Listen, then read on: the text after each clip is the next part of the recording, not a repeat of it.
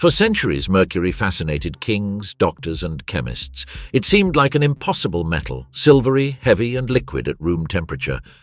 But behind that almost magical appearance exists a harsh, toxic, and extremely controlled industry, where thousands of tons of red ore pass through furnaces, condensers, and sealed systems until they become one of the most dangerous and complex metals to produce. Industrial mercury production begins far from laboratories and old thermometers. It starts underground, inside mines where the air must be controlled, dust cannot escape, and every fragment of rock is handled as if it hid an invisible threat. The objective is to extract cinnabar, an intense red-colored mineral composed mainly of mercury sulfide. From that point, the processing line comes into operation: crushing, grinding, roasting, release of the metal in the form of vapor, condensation, purification, and emission treatment. Nothing in this process allows for errors. Mercury not only demands industrial power but also absolute technical discipline, because its true danger is not in its shine, but in its ability to transform into toxic vapor and enter the body through the lungs.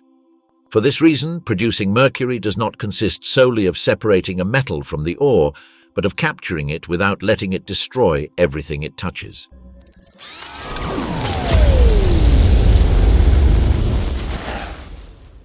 Everything begins at the deposit.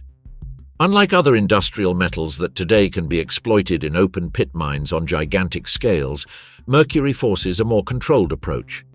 The most important mineral for obtaining it is cinnabar, a dark red or vermilion-colored mineralized rock that contains mercury sulfide. That intense tone was for centuries a sign of wealth. Today, it is a warning. Every ton of that rock represents a possible source of valuable metal, but also a potential focus of contamination. Inside the mine, extraction does not depend on simple tools or improvised work. Everything is organized around precision-calculated drillings. Pneumatic or hydraulic equipment, equipped with drill bits made of very resistant alloys, pierce the rock wall in defined patterns. It is not about breaking for the sake of breaking. Each borehole must be placed in the exact position to fracture the massif without compromising the stability of the tunnel. An excessive detonation can collapse the gallery. An insufficient detonation can leave large, useless blocks and slow down the entire process. Then comes the blasting. The explosive charges are activated sequentially, releasing enough energy to detach the mineralized rock. The raw lasts seconds, but the preparation takes hours. When the extraction front opens, the problem is no longer solely removing rock. Fine dust, explosion gases, and possible contaminating particles must also be evacuated. Therefore, ventilation is a central part of the system. Large extractors force air circulation through metal ducts, and operators work with full respiratory protection. In a mercury mine, breathing without control is never an option. Once the material is fragmented, front loaders, mechanical shovels, and small mining vehicles capable of moving through narrow galleries come into action. The excavated rock is deposited in wagons, conveyor belts, or special trucks that take it to the surface. There, the second phase begins. The mine ends its work when it delivers tons of mixed rock. The plant, on the other hand, needs a much more uniform flow of material. In the reception area, the ore is discharged into high-capacity hoppers. From that point, vibratory feeders regulate the flow that moves toward the primary crushers. These machines have a brutal task. They must reduce irregular and heavy blocks to fragments capable of being treated efficiently in subsequent stages. Steel jaws or crusher cones exert enormous compression forces, breaking the mineral into smaller and smaller pieces. The noise is constant, the environment is harsh, everything vibrates. But primary crushing is not enough. Cinnabar must be exposed as much as possible to heat in the roasting phase, and that requires a much finer granulometry. Therefore, the material passes to secondary crushers, mills, and classification systems. Vibrating screens separate the sizes. Fragments that are still too large return to grinding. Those that meet the desired range continue moving forward. The goal of this chain is not merely to reduce size, but to prepare the rock so that the mercury can be released with the highest possible thermal efficiency. As the material becomes finer, another problem increases. Dust. In any mineralogical plant, dust is an operational enemy. In a mercury plant, moreover, it can transform into a health and environmental risk. Therefore, the crushing and grinding areas are usually enclosed or equipped with collection systems. Suction ducts, bag filters, separators and collectors work without pause to prevent the plant's air from becoming loaded with dangerous particles. It is not a secondary detail, it is a condition for production to exist. At the end of this first major stage, what was once rock torn from the subsoil has been transformed into a continuous stream of crushed and classified mineral. It no longer looks like the raw material that came out of the mine. Now it is a raw material ready to enter the decisive stage, because up to here only stone has been moved. The mercury is still trapped inside the cinnabar. Its metallic shine and liquid form have not yet appeared. To achieve this, the plant must subject that red dust to a violent chemical change, and that happens when the mineral enters the fire. With the mineral already crushed and uniformized, the production line moves toward the thermal heart of the plant. Here, the mechanical logic of the mine disappears and industrial chemistry begins. Cinnabar does not release mercury by simple pressure or crushing. The chemical bond between mercury and sulfur must be broken. For this, furnaces or calciners are used, often of the rotary type, designed to work continuously and under very controlled conditions. These furnaces are steel cylinders lined internally with refractory materials capable of resisting high temperatures for long periods. The mineral enters through one end and moves slowly while the drum rotates. That movement not only displaces the load, it also mixes it, turns it over, and exposes every particle to the flow of heat and the oxygen that ascends through the system. The temperature must be high enough for the mercury sulfide to decompose and the mercury to volatilize. In other words, the metal does not come out in the form of drops from the mineral. It comes out as vapor. That point completely changes the nature of the process. In many other metals, the furnace serves to melt, separate slag, or concentrate phases. In the case of mercury, the furnace fulfills a more delicate function, converting the metal into a highly toxic gas that, instead of being lost, must be completely trapped. Therein lies the key. It is not enough to heat the mineral, one must capture what is released. Inside the furnace, oxygen reacts with the sulfur in the mineral and facilitates the breakdown of the compound. The mercury leaves the solid matrix and enters the gas stream. Along with it, other products also appear, including sulfurous gases, entrained dust, and water vapor. The entire flow leaves the furnace at high temperature and immediately enters a sealed circuit. It cannot be exposed to the outside. It cannot be cooled in just any way. Every meter of piping is designed to conduct that gas toward a recovery phase. First, a coarse separation of particles is carried out. Cyclones, settling chambers, or high-temperature resistant filters retain part of the dust that accompanies the gas. This prevents solid impurities from contaminating the mercury recovered later. Then the most recognizable stretch of the process begins: condensation. The principle seems simple, but on an industrial scale it requires very precise control. If the mercury was released as vapor, the only way to recover it as liquid metal is to cool the flow until that vapor changes state again. To achieve this, condensers, heat exchangers, and cooling towers through which water or refrigerant fluids circulate are used. The hot gas passes through coils, metal ducts, or chambers designed to extract heat progressively. As the temperature drops, the mercury begins to condense on the internal walls of the system. First, microdrops appear. Then those drops join together, form shiny films, and finally drain toward the lower collectors. It is at that moment when the metal shows the property that made it so strange since antiquity. It presents itself again as a heavy, silvery, and mobile liquid.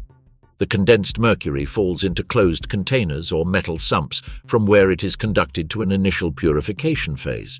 At that stage, it still carries fine solids, remains of sulfur compounds, and other impurities. Therefore, it passes through mechanical filters, decanters, or small cleaning operations. The result is high-purity mercury, but not necessarily suitable for more demanding applications. When the industry requires superior quality, the metal enters a stage of refining by distillation. The principle is again the same as that which defined the entire process, but now applied to the already recovered product. The mercury is heated again until it vaporizes, and then it is condensed again in closed systems. Each cycle removes traces of foreign materials. Repeating this operation several times allows for the obtaining of an extremely pure metal. That purity was indispensable when mercury was used in precision instruments, electrical equipment, laboratories, and certain industrial formulations. However, while the metal is recovered, the rest of the gas continues to represent a serious problem. After condensation, compounds that cannot be released into the environment still remain in the gas stream. The most important is sulfur dioxide, generated by the roasting of the sulfide. Traces of uncondensed mercury may also remain. For this reason, the plant incorporates a final barrier, chemical purification systems, known as scrubbers or washing towers. There, the gas comes into contact with absorbent liquids or reagents that neutralize acidic components and trap metallic residues. Only after that treatment can the system release an acceptably clean flow of air. Once the mercury has been recovered and purified, the story of the industrial line does not end there. In fact, that is where the most critical phase from a modern point of view begins. During much of history, the challenge was to produce mercury in quantity. Today, the true challenge is to produce it, store it, and manage its waste without repeating environmental disasters that demonstrated to what extent this metal can ruin entire ecosystems and damage entire human generations. The reason is simple. Mercury does not behave like a common pollutant. It can be emitted as vapor, deposited on soils or bodies of water, chemically transformed, and enter biological chains. Under certain conditions, certain microorganisms convert mercury compounds into methylmercury, an even more dangerous form, capable of accumulating in fish and increasing its concentration as it ascends the food chain. Therefore, a small leak does not always produce small damage. Sometimes it initiates a long, silent, and devastating cycle. That threat forces every mercury plant to operate with a level of vigilance superior to that of many other extractive industries. Work areas are designed to contain spills. Floors can incorporate slopes and sealed drains to recover any drop of metal. Tanks, containers, and pipes remain closed.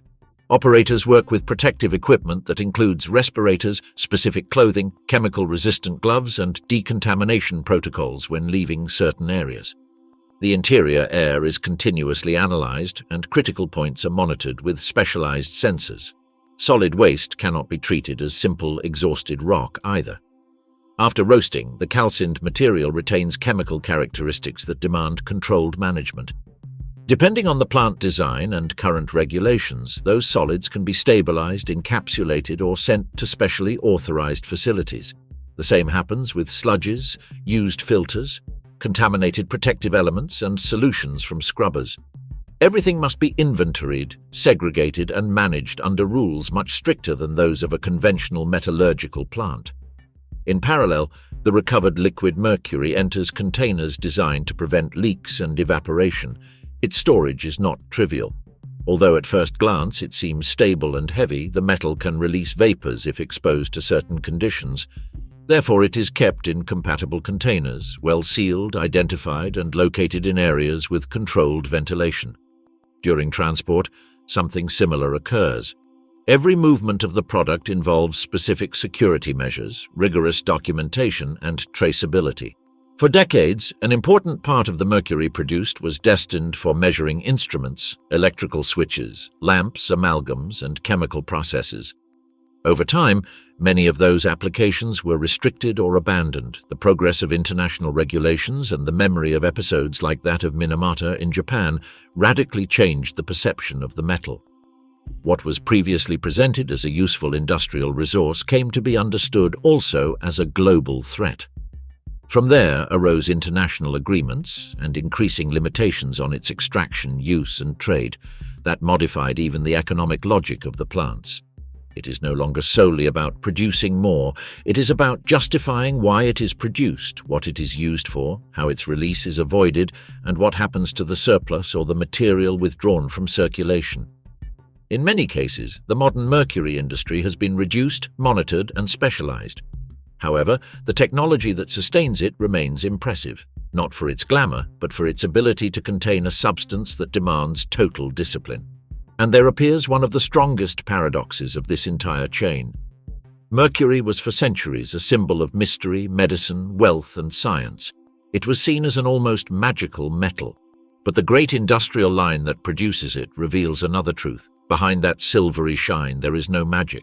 There is underground mining, brutal crushing, high-temperature furnaces, sealed condensers, chemical washing towers, sensors, protocols, and safety barriers everywhere. The entire system exists to tear the metal from the ore and, at the same time, prevent that metal from escaping. Therefore, mercury production from thousands of tons of ore cannot be understood only as a metallurgical operation. It is a permanent struggle between extraction and containment. Every ton of cinnabar that enters the plant carries within it an industrial promise and a biological risk. The processing line converts that geological threat into recovered metal, but it only achieves it because modern technology learned an all-too costly lesson. With mercury, true success does not consist in producing it, but in mastering it without releasing it.